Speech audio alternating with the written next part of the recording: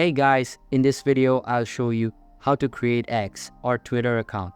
Alright, let's begin. First of all, make sure that you have the Twitter app on your mobile device and it is updated to the latest version available. After that, open the app and then tap on Create Account.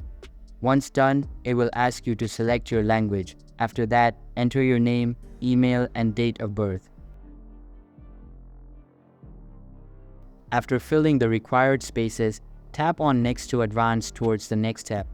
It will then ask you if you want to receive emails about the following to enhance your experience.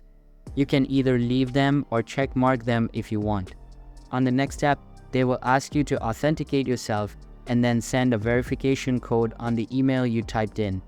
Simply copy and paste the code and tap on Next.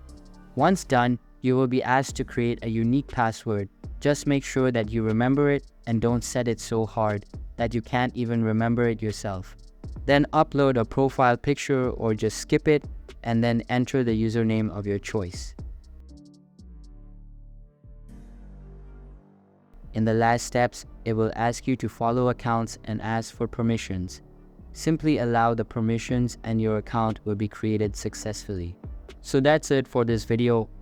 If you find this helpful, consider subscribing and giving this a big thumbs up.